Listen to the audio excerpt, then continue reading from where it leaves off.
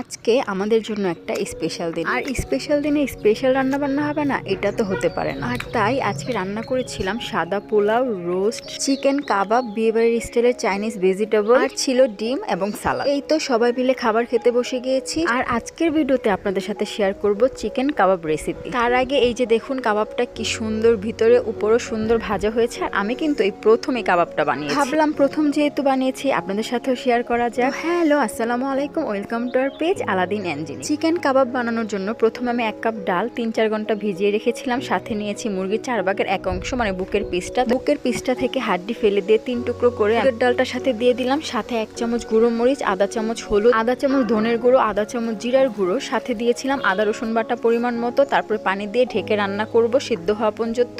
সাথে কিন্তু আমি লবণও দিয়েছি। একদম শুকনো শুকনো করে সিদ্ধ করতে হবে, যাতে পানি না থাকে, তাহলে কিন্তু কাবাবটা ছড়ে যাবে তেলে ভাজার সময়। তারপর সিদ্ধ করা ডাল এবং মাংসটা পাটাতে মিহি করে বেটে নিয়েছি। আর এখানে আমি একটা ডিম দিব। আমি যতটুকু পরিমাণ যা দিয়েছি এখানে একটা ডিমই যথেষ্ট। সিদ্ধ করার সময় কিন্তু আমি 1 মুঠ পেঁয়াজ দিয়ে দিয়েছিলাম। তো এই তো দেখতে পাচ্ছেন এখানে ডাল বাটাটা, তারপর আদা রসুন বাটা আধা চামচ করে, সয়া সস দিয়ে দিয়েছি 1 চামচ, ডিম, কাঁচামরিচ 2-3টা, আর হচ্ছে পেঁয়াজ 1 কাপের মতো। সাথে দিয়েছিলাম ধনে পাতা, পুদিনা পাতা বেশি করে দিলে বেশি মজা হয়। 1 চামচ গরম মশলার গুঁড়ো, সাথে দিয়েছি 1 চামচ টমেটোর সস, সাথে দিয়েছি একটু হলুদ গুঁড়ো, মরিচের গুঁড়ো, ধনের গুঁড়ো, জিরার গুঁড়ো, সবকিছু একসাথে সুন্দর করে মেখে হাত দিয়ে গোল গোল করে কাবাব শেপ করে নিব।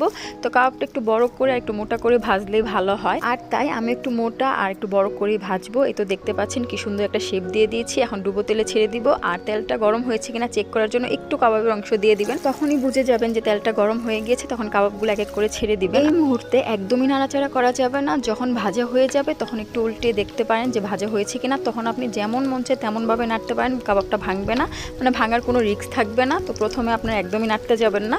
তো এই তো দেখুন কি সুন্দর লাল লাল হয়ে আমার কাবাবটা ভাজা হয়ে গিয়েছে। আর খেতে কি বলবো, এত মজা হয়েছে আর বলবো। আমার মনে হচ্ছিল আমি আম্মুর হাতে যে কাবাবটা খেয়েছিলাম প্রায় অনেক বছর আগে, তো তখন এই স্বাদ আমি ফিরে পেয়েছি। মনে হচ্ছিল যে আম্মু নিজের হাতে বানিয়ে দিয়েছে চিকেন কাবাবটা, মনেই হচ্ছিল না যে আমি বানিয়েছি। অনেক অনেক মজা হয়েছিল। আর নিজের ডোল নিজেই পিটাচ্ছি, কারণ অন্যকে দিলে ডোলটা ছিঁড়ে ফেলানোর সম্ভাবনা থাকে। এই যুগে অন্যের কাছ থেকে প্রশংসা আশা করাও বোকামি। তো যাই হোক, নিজের ডোল নিজেই পিটাবেন। এই তো আমার কাবাব রেডি। সবার জন্য দোয়া। আল্লাহ হাফেজ, আসসালামু আলাইকুম।